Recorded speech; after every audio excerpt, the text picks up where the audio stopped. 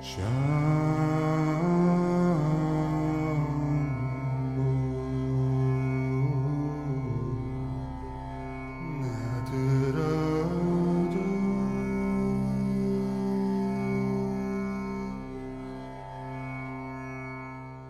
at Tibet House, we have what's called a 4-year program, which is an opportunity to study intensively the entire range of what's called the path to awakening.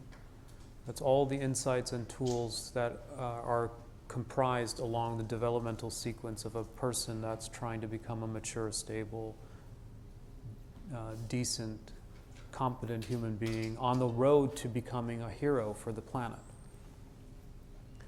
And that 4-year program takes a whole year. Many people here have already finished a year with me, where you basically take responsibility for yourself first. That you understand that you're a freaking scared child, doing the best that you can, reeling out of whatever childhood wounds that you've experienced. And then really nakedly using the Four Noble Truths to take responsibility, understand the causes, use the whole full range of wisdom training, ethical lifestyle adaptations, meditation comprehensively to really start to get grounded and to create some traction for the development of the new you. How to regulate the nervous system, how to calm down in order so you can really, really believe, have confidence that this is not who I am. And I see that in many of you. I see that in my own patients too. It's a wonderful thing to see the confidence that's arising on the basis of understanding the nightmare story you've been telling yourself has never been you. And then really, really not only knowing that, but then knowing how to move your brain in a different trajectory, albeit it takes time, which is why we give 4 years to go through this. That journey then turns the corner, which is where we're heading into next year, at least I am. Year 2 then, on the basis of feeling calm, understanding that that's not you, that you have much more to you, you've always had much more potential to you, and understanding how the tools and techniques can help move you in a new direction to feel more empowered and more sane, more capable in order to tap into the wellspring of your own ability to soothe yourself. Then you turn this corner and you start realizing that everybody around you is in that predicament.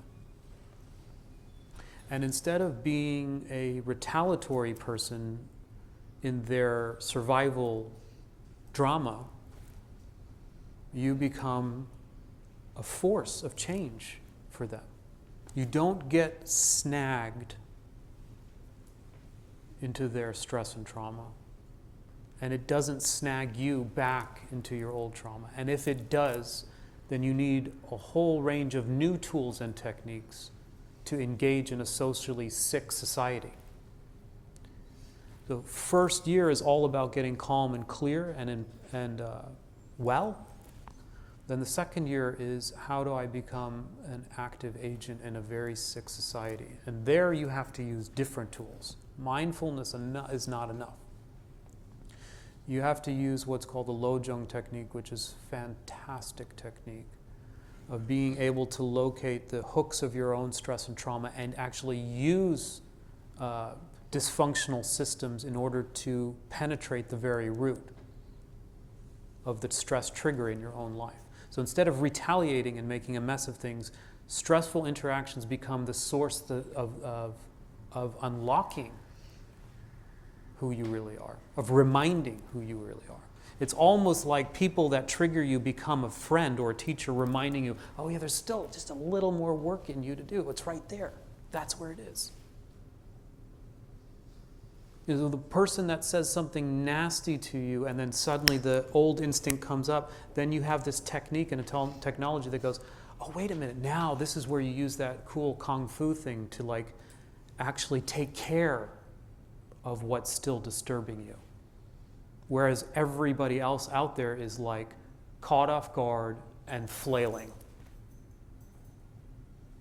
Lojong. Lojong is for our society. It's for lay people that live in the fabric of modern urban environments where there's chaos and stress instincts and people are fragile and frail and freaking out, and you need like a souped up version of mindfulness and loving kindness in order to really do the job.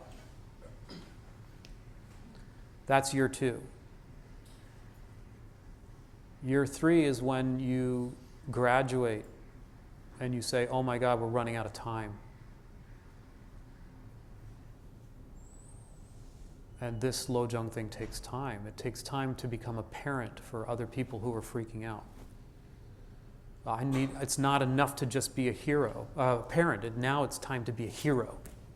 It's not enough to just be a sane parent with a few children. You want to be the Dalai Lama.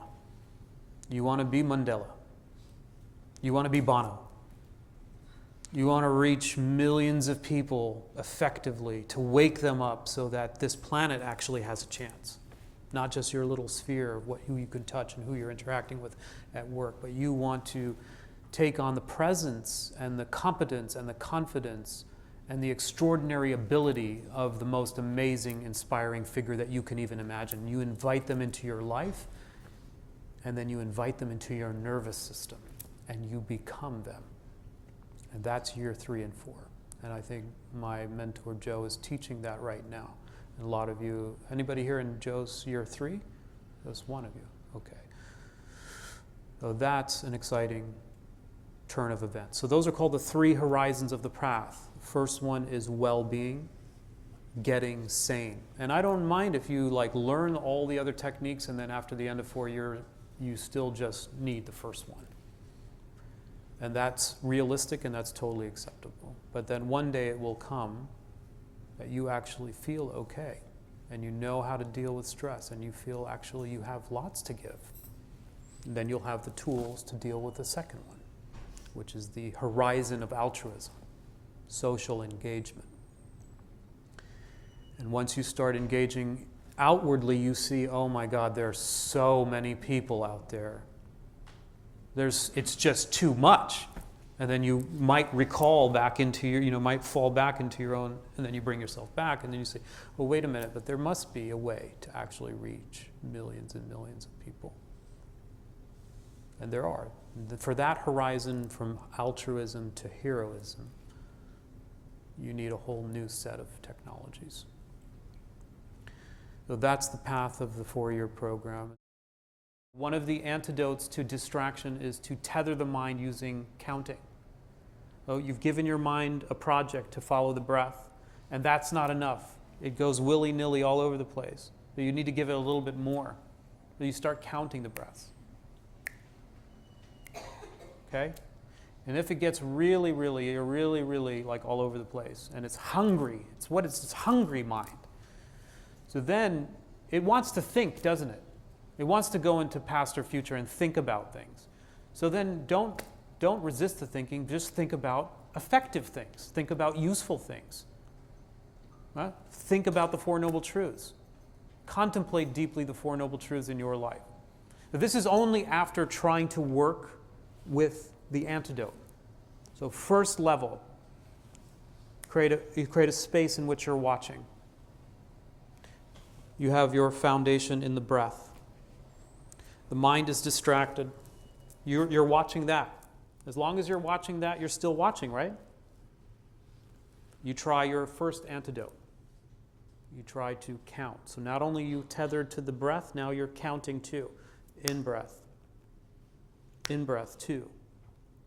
In breath 3. Distraction. Come back. Start again. Breath. 1. 2. If after several attempts at that, your distraction is really just hellacious and it's starting to really upset you, and you really can't, then meditate on something positive. Can you remember the 4 Noble Truths? Yes, you. You asked the question. Can you remember them? Yeah, so then you study a little bit. Once you study a little bit, everybody needs to study this stuff. You can't get it in one lecture. It won't make sense. Kind of resonated, made sense in the moment, maybe. Then you rehearse it. Think about all the shit, the useless shit you spend time cultivating in your mind and life. How much useless time you spent cultivating, going over, and ruminating, going over, and now it's part of you. You can remember terrible things that you did in 4th grade still, because you've just gone over them 100 times, thousands.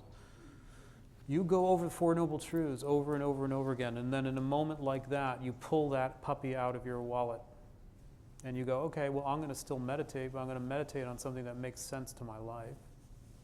Or you do the 12 links of dependent origination backwards and frontwards.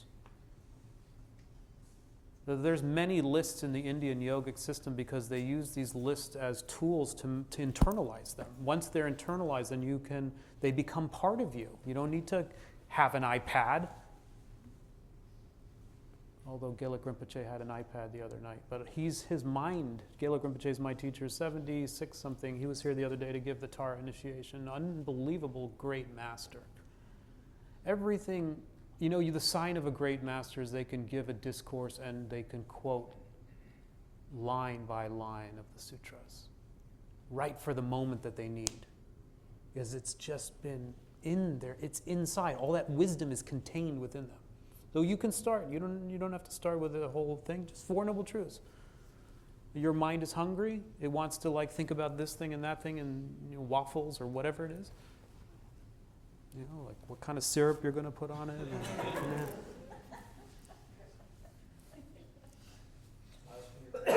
It's just a choice, okay? It's a choice. It's about recognition and choice. That's the main thing with mindfulness. Everybody repeat after me. Recognition and choice.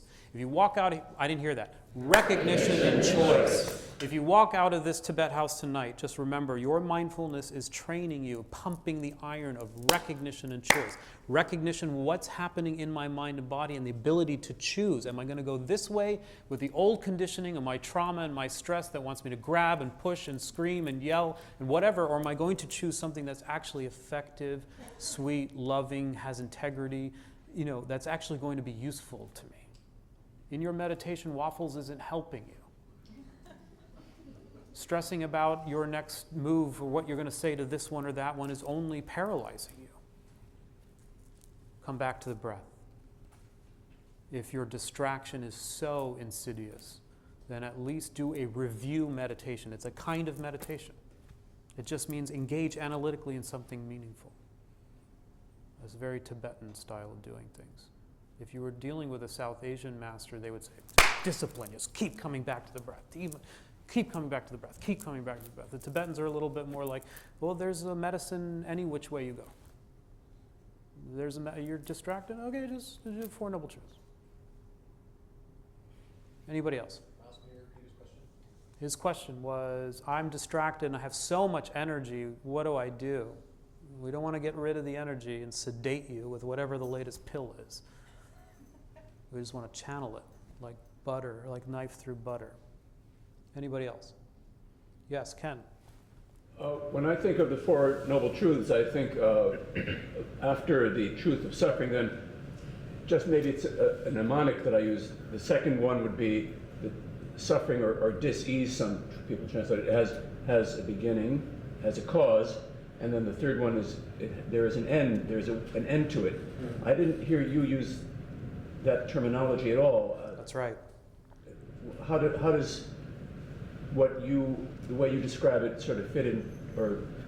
Yeah, so the 3rd Noble Truth is the truth of the cessation of suffering. It's a negative way to describe that the cycle of stress and trauma slows down or stops.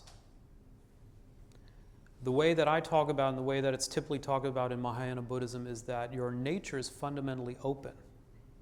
It's a reminder that what nirvana is, nirvana is the cessation. What's the positive way of saying that? We're using verbal designations. One is a negative way to express something is stopped. The thing that you think you are and all the instincts that drives stops. But that's only possible because fundamentally that's not you. The reason that the cycle can stop is just because it's produced. It's produced out of what? It's produced out of your open nature. So the third noble truth is a reminder of your open nature, so then you can practice the fourth noble truth, which is, I'd like to be a different kind of person, please. What do I have to do? First noble truth is a recognition that things are falling apart. Second noble truth is that those things aren't just falling apart randomly or because of somebody else. You're creating them. Third noble truth is the reminder that that's never been you. You're an incredibly open, powerful thing that is constantly moving. Unfortunately, the way that you're moving is driven by the momentum of your past in a way that you don't even feel like you might not even have a choice. That's what compulsion is. Think about it. The last time that anger came up, the strength or how compelling that anger was, it moved you to act in certain ways. It's almost like you don't have a choice. But you do have a choice. Choice itself is conditioned and rehearsed. Every time you sit and you're placing the mind on the breath and then you get distracted, you couldn't help getting distracted. You're getting distracted because you have an untrained mind because of, the distracted culture and family systems that you come from. The moment you recognize that you're distracted, then you have choice, recognition and choice. You have recognition that you've been distracted and you come back to the breath. That's one cycle or one repetition. If you do that and you take that skill and you put it on your life, the thing that's driving you nuts, whether it's your eating or you're numbing out or you're drugging or you're overworking or whatever, or you retaliate with people and get angry at them and then you find yourself completely alone, or you're grasping at people and they're sick and tired of you, or you check out and you're in your room and you're all alone, you're freaking out. Whatever you do that's upsetting your life, find the preceding moment, create space around it, and have an alternative. If you do that 6 months down the road, you will be in a different place. That's only possible because of the third noble truth. So the cessation is possible because your nature is inherently open. It's not fixed. If your nature wasn't open, there could be no cessation. Do you follow? If your nature was fixed inherently, we're all shit out of luck. Because our nature is open and all we are, here's another way of putting it, what you are is the sum total collection of a hell of a lot of bad habits. Freak out habits, me habits, oh my God habits, I gotta get more habits. That's what you are right now. With a smattering of, okay, let me share a crumb here or there with somebody else. And then you're wondering, why is my life not working out? But that's never been who you are. You're just a collection of bad habits. Knowing that that's not who you are isn't enough to change the habits. You have to change the habits in order to really free yourself. So then you get the fourth noble truth, which is, how do you change? Is it making sense? Or am I just confusing you the more I go around and around? I'm confusing you. Oh, it makes sense. Okay. So Ken's question is, the cessation is the way that it's typically described and was originally described in the Buddha's time by the Buddha. Cessation, nirvana. That the cycle of endless compulsion ends. The way that it's described in later teachings includes the concept of emptiness or openness. You're naturally free, you're naturally open, your nature isn't fixed inherently. And therefore, if you choose to produce yourself in a different way, you can have a different outcome. It's the same teaching, it's just different language and emphasis. Anybody else will take one more. Yes? Is that Michelle? Yeah. The gaps that you talk about when you have this awareness and then the choice, the gap, cultivating the gap. Yes. How do you cultivate the gap? How do you cultivate the gap? That's what we're doing all day today. As well, yeah, well, that's presence is the gap. Presence. Open presence. Awareness is the gap. Awareness is the gap. So every time you get your gym shoes on to do your meditation, you are training in awareness.